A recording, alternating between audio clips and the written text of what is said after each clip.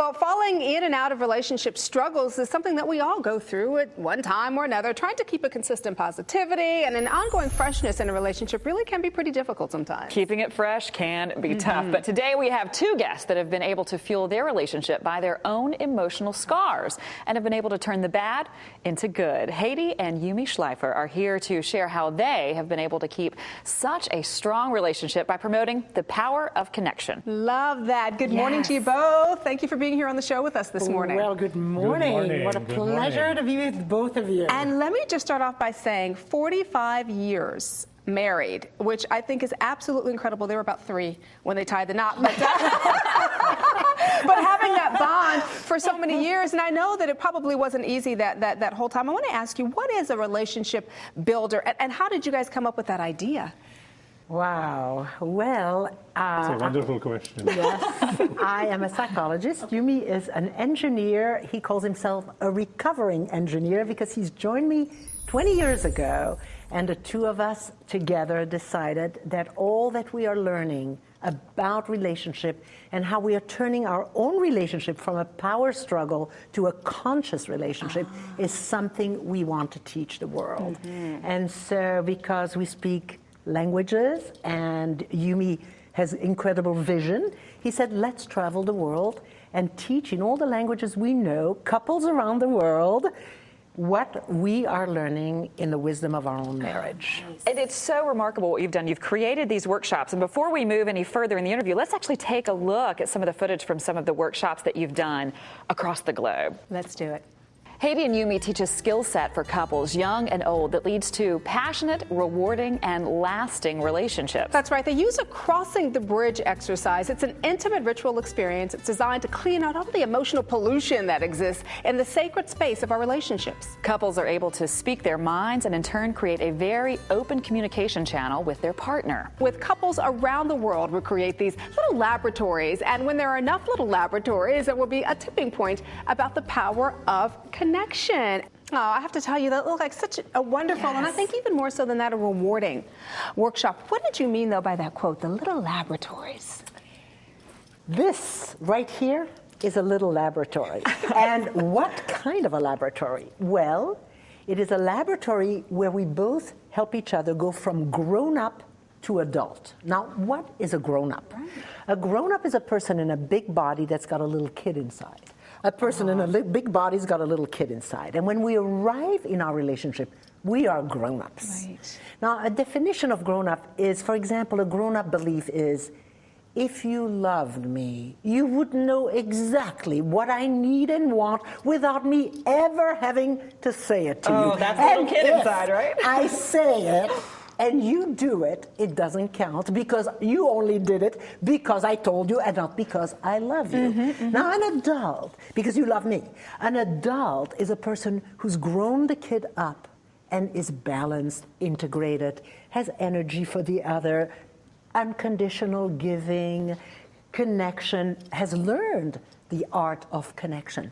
So this little laboratory is a place where we help each other go from grown-up to adult.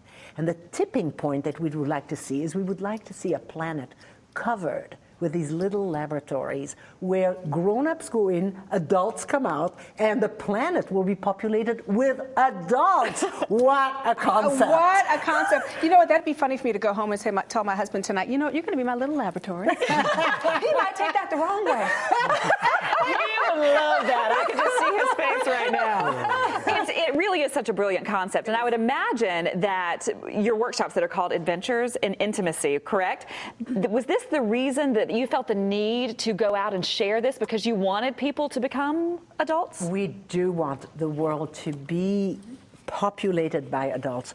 Both of us are children of war. We were born during the Second World War. I was born in a refugee camp.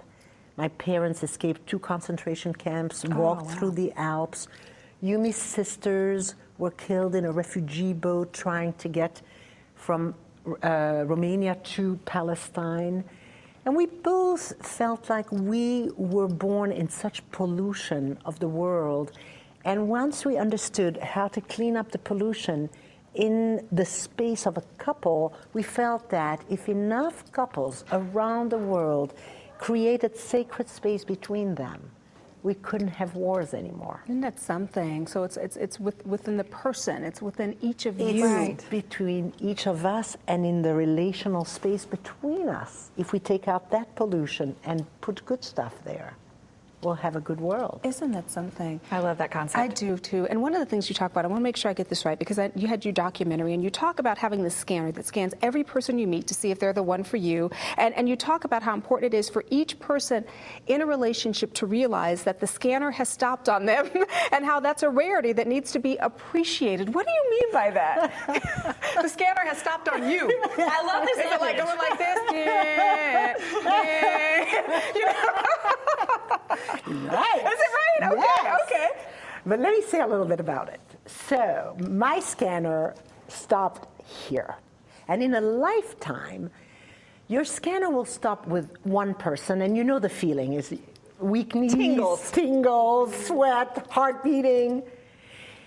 But how come you have a scanner? And it is that we're born with a little camera inside that takes pictures of our family, what happens there. And by the time we're 5, we have an internalized picture of familiar love, what we get and what we don't get. And then we go looking for a partner, and that's the scanner that goes, not you, not you, not you, not you, not you, not you. All of us have been rejected millions of times. Sure. So we're all rejects. Imagine how grateful we should be every day to the partner who said, you! Because we have been rejected by many eyes, and that partner says, I want you. But who do we find? We actually find an incompatible human being who can the least give us what we want the most, because the picture shows us receiving certain things but not others. And Yumi, you have this scanner as well. Did your scanner stop as well immediately? Did you feel a similar kind of reaction? No, very definitely. It's symmetrical. So my scanner stopped here because in my childhood I was told to be quiet, silent, and I grew up isolated from other people. So my scanner stopped here because I met this vivacious human being. Incompatible. Incompatible. Because in the beginning of our marriage, even though in the beginning, you know, I was very attracted, but after a while, it became very, very upsetting to be married to this woman who didn't stop talking, who was totally captured all the attention of people we met. It was difficult. So it really took us a while to balance out to the point where the choice of my scanner seemed in retrospect to be the right one, because it allowed me to open up and get rid of the depression that Hedy talked about. It is so wonderful to sit here and listen to the two of you talk. Do you mind if we keep you through the commercial break? Will you stick around with us? Because we have so much more to talk about, much more to talk about with you. And stay with us, because we will have more of Hedy and Yumi's story and get some of their advice on how to make your relationship work as well.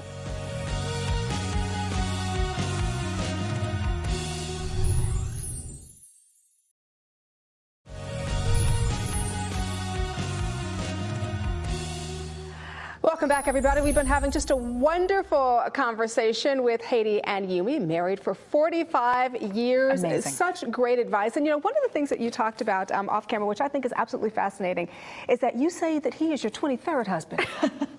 23? He is my 23rd husband. What do you mean by that? Because he's had the courage to change and transform. The man I married is not the man I'm married to today. He has morphed 23 times into a new person. And I think he's now transforming into husband 24. I can sense it, and I am looking forward to our new marriage. Isn't that so? Yeah, I think Tony's on husband number 3 right now.